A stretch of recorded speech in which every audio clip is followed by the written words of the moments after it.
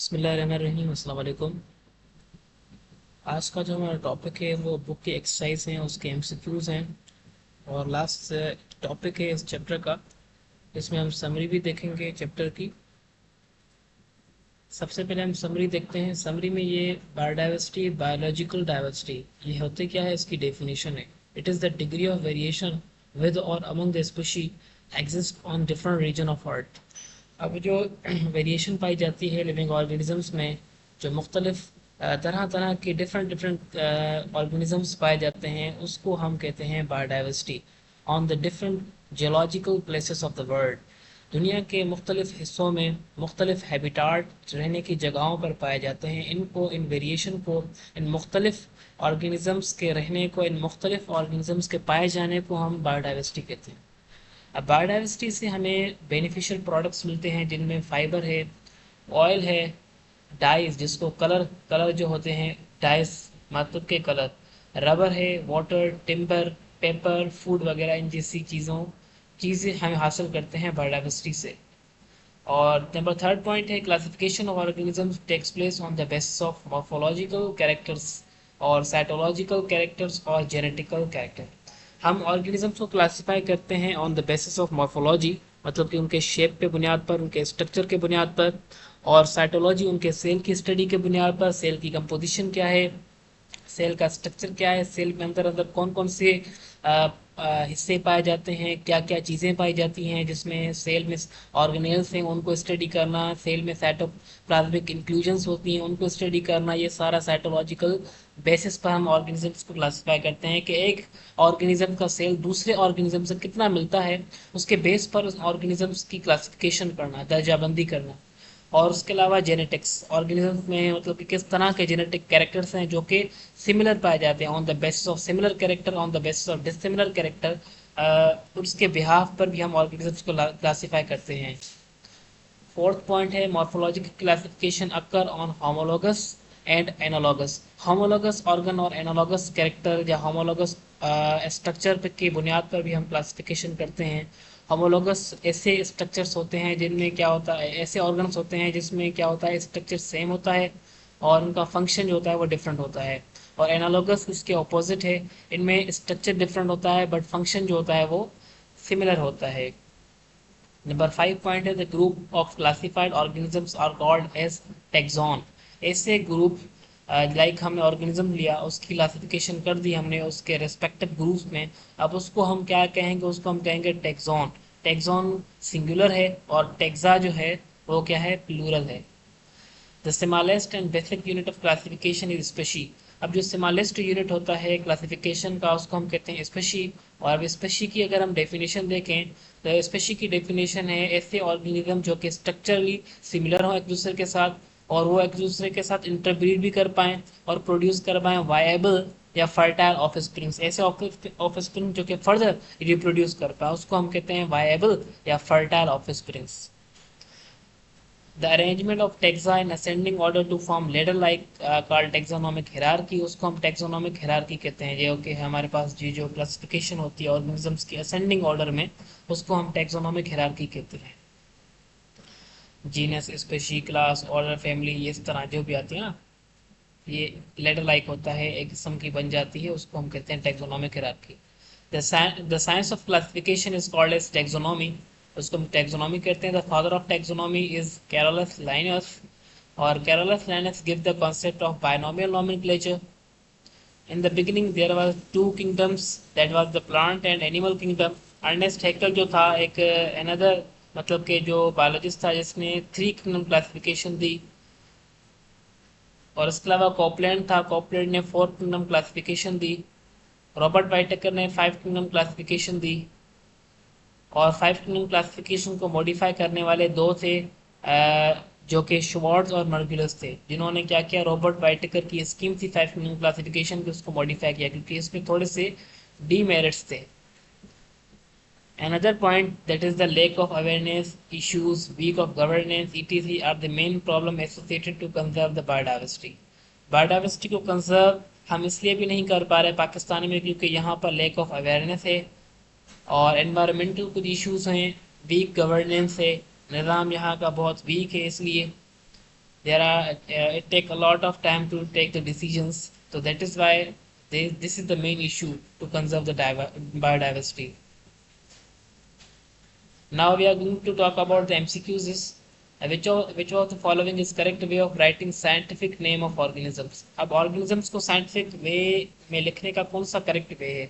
जैसे हम binomial nomenclature में मैंने आपको बताया था प्रिंसिपल्स ऑफ बायनॉमियल नॉमेनक्लेचर। इसमें क्या होता था, इसमें ये होता था कि जो जीनस होता है उसका जो फर्स्ट लेटर होता है वो कैपिटल होता है, और जो स्पीशी होता है उसका फर्स्ट लेटर क्या होता है, वो स्मॉल लेटर होता है। और उन ऑर्गेनिजम्स के जीनस और स्पीशी को हम लिखते हैं एटालिक वे में। तो इसमें चारों ऑप्शन में से आपको कौन सा करेक्ट लग रहा है? ये यहाँ पर A option that is the correct option. यहाँ पर देखें आप, एच कैपिटल भी है जो कि जीनस है इसका गुब्बारा, और बी जो है वो क्या है, स्पेशी। बी यहाँ पर स्मॉल है, ये इसकी स्पेशी को शो कर रहा है, और ये इटैलिक वर्ड्स में लिखा हुआ है टिल टू वेव स्ट्रक्चर, इसलिए ये बायनोमियल नोमेनक्लेचर को फॉलो कर रहा है। तो इसका करेक्ट ऑप्शन यही है। सिलेक्ट द मिसमैच्ड, यहाँ पर कौन सा मैच नहीं कर रहा? देखिए प्लांटी में टेरिडोफाइटा आते हैं, हमने पढ़ा था। प्रोटिस्टा में पिरामिशम आता है, बिल्कुल आता है। फंजा में म्यूकोर आता है। एनिमेलिया में एमीबा नहीं आता। हमने पढ़ा था कि हम जो एमीबा है उसको हम रखते हैं प्रोटिस्टा में।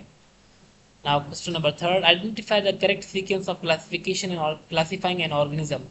यहाँ पर सबसे जो करेक्ट सीक्वेंस बताई गई है वो बी ऑप्शन है।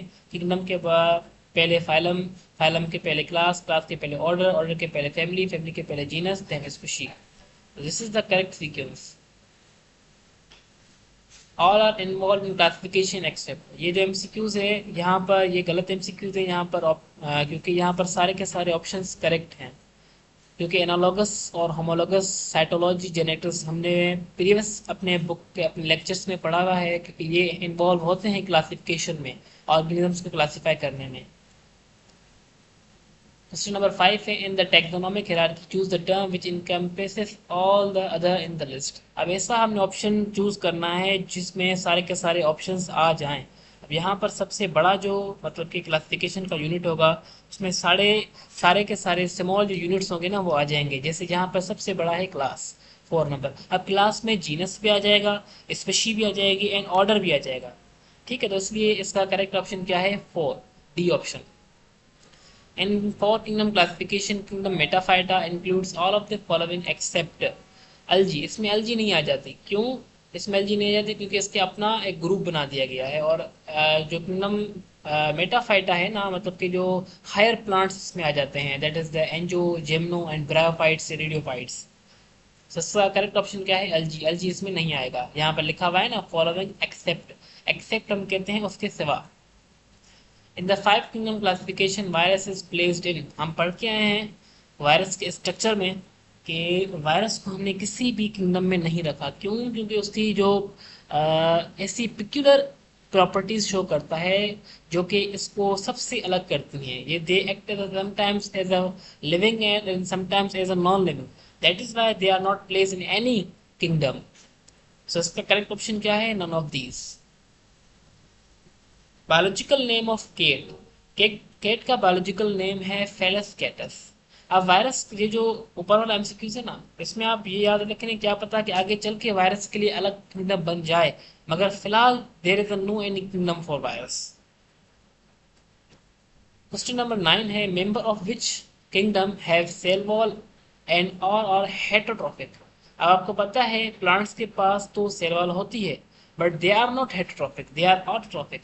फंजाई के पास भी सेल वॉल होती है और ये होते हैं हेटरोट्रॉफिक। हेटरोट्रॉफिक में भी एब्जॉर्प्टिव हेटरोट्रॉफ होते हैं। क्वेश्चन नंबर 10 है, बायोडाइवर्सिटी इज इफेक्टेड विद। अब बायोडाइवर्सिटी किस चीज़ों से इफेक्टेड होती है? हम अपने प्रीवियस लेक्चर में पढ़ के आए हैं, pollution, deforestation, over hunting, they are all, ये जो भी हैं ये सारे के सारे ये कॉज हैं बायोडाइवर्सिटी के, इफेक्ट करते हैं बायोडाइवर्सिटी को। इसलिए इसका करेक्ट ऑप्शन क्या है? 1, 2, 3, ये तीनों के तीनों इफेक्ट करते हैं बायोडाइवर्सिटी को। यहाँ पर फिल द ब्लैंक्स है। क्वेश्चन नंबर 1 में है, degree of variation with in और among the species exist on different region of the earth called biodiversity. आपको पता है कि जो फिल द ब्लैंक्स होते हैं ना, ये बुक की मतलब के लाइंस होते हैं, आपने ये फाइंड करनी होती हैं। अब दूसरा जो इसका फिल द ब्लैंक्स है, ये थोड़ी सी कंफ्यूजन क्रिएट कर रहा था, ये मिल नहीं रहा था, ये इसमें अगर ये जो है, अगर इसमें ऐसे कहा गया है कि साइंटिफिक नेम जो स्पीशी को दिया गया वो किसने दिया है, तो वो कैरोलस लिनियंस होगा। अगर ऐसा नहीं है, आपको पर्टिकुलर लाइन मिल जाती है बुक में, तो आप इसको करेक्ट कर दीजिएगा और कमेंट बॉक्स में मुझे बता दीजिएगा। क्वेश्चन नंबर 3 है, that is a dash structure have different function. Function को आप पता है, हम फंक्शन की स्टडी को, जो डिफरेंट डिफरेंट ऑर्गन्स होते हैं उनकी फंक्शन को स्टडी को हम कहते हैं फिजियोलॉजी। आपको इस तरह एमसीक्यूज दे सकते हैं, that structure have different function, मतलब कि ऐसे है जिनके पास फिजियोलॉजी में वो डिफरेंट है, different in physiology but similar in internal architecture, उनका जो इंटरनल आर्किटेक्चर है वो सेम है। तो ऐसा ऐसे स्ट्रक्चर्स को हम कहते हैं होमोलोगस। फिजियोलॉजी स्टडी है बेसिकली फंक्शन की, डिफरेंट ऑर्गन के फंक्शन की, उनके नॉर्मल फंक्शंस की स्टडी को हम फिजियोलॉजी कहते हैं। तो ऐसे स्ट्रक्चर्स जो कि फंक्शन में डिफरेंट हो बट उनका जो स्ट्रक्चर है वो सिमिलर है, ऐसे स्ट्रक्चर्स को हम कहते हैं होमोलोगस स्ट्रक्चर या होमोलोगस ऑर्गन भी कहते हैं। Science of classification is called as taxonomy. Most protist are aquatic. अब यहाँ पर भी एमसीक्यूज कंफ्यूजन क्रिएट कर सकता था, क्योंकि प्रोटिस्ट यूनिसेलुलर भी होते हैं और यूकैरियोटिक भी होते हैं, बट यहाँ पर बुक की लाइन है कि ये एक्वेटिक हैं, तो that is why they are aquatic, ये बुक की लाइन दी गई है। आप ये वाला एमसीक्यू सर्च कीजिएगा क्वेश्चन नंबर 2। अगर आपको बुक की लाइन मिल जाए तो आप मुझे इन्फॉर्म कर दीजिएगा कमेंट बॉक्स में। अब क्वेश्चन नंबर 4 है, that is the dash are chlorophyllous absorptive living organism, that is the fungi. Fungi क्या होते हैं? एब्जॉर्प्टिव होते हैं, और एक्लोरोफिलस से इनके पास क्लोरोफिल नहीं होता।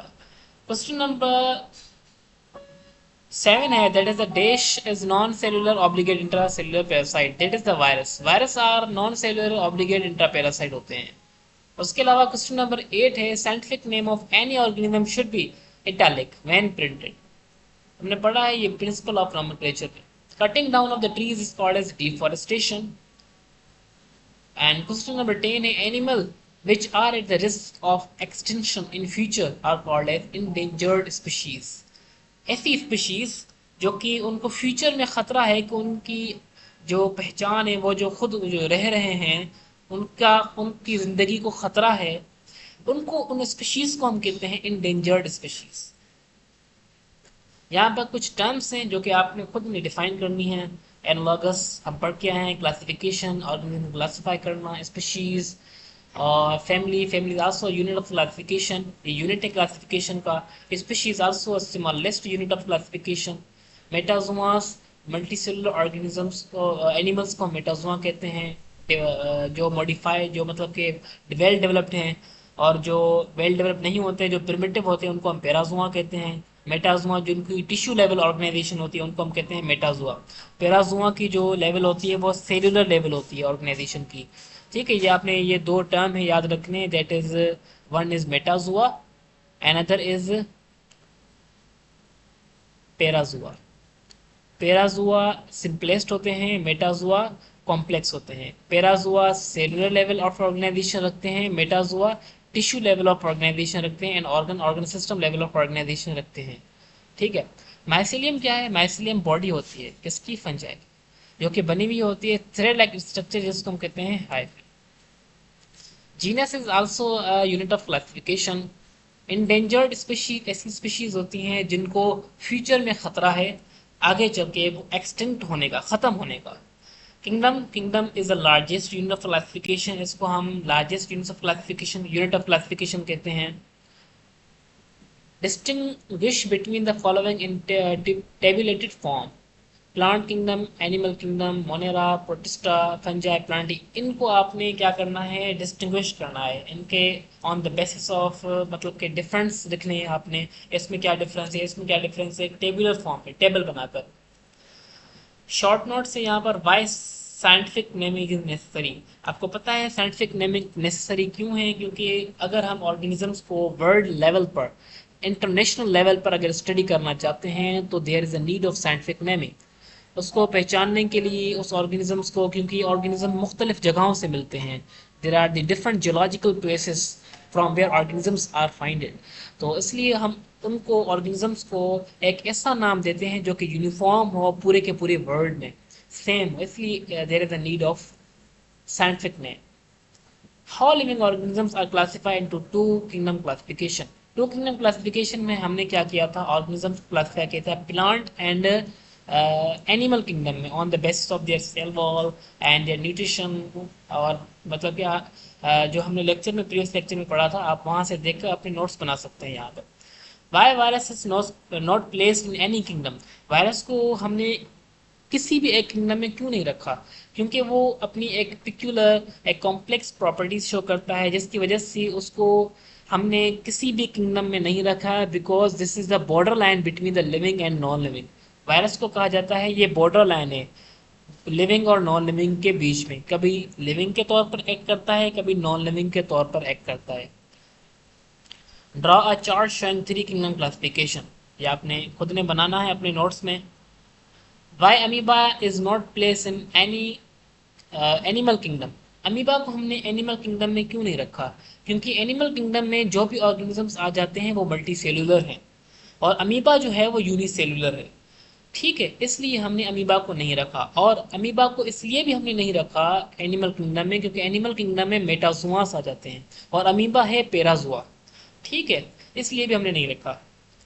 Y cyanobacteria are placed in monera. Cyanobacteria के पास प्रोकैरियोटिक सेल होता है, इसलिए हमने साइनोबैक्टीरिया को मोनेरा में रखा है. और मोनेरा में ऐसे ऑर्गेनिजम्स आ जाते हैं जिनके पास जो सेल होता है वो प्रोकैरियोटिक होता है, जिसके पास न्यूक्लियस नहीं होता.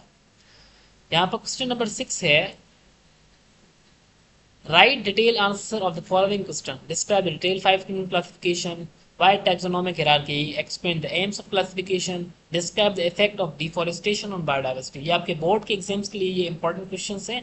आप इनको अपने नोट्स में बना दीजिएगा अपने बुक से, या कोई भी आप सोर्स ले सकते हैं इनके लिए. So that was the today's topic. और यहाँ पर अल्हम्दुलिल्लाह हमारा थर्ड चैप्टर भी कंप्लीट हो गया. उम्मीद करता हूँ आपको समझ में आया होगा. तब तक के लिए कीप लर्निंग, कीप एक्सप्लोरिंग. हाफिज़, टेक केयर, जज़ाकुल्लाह.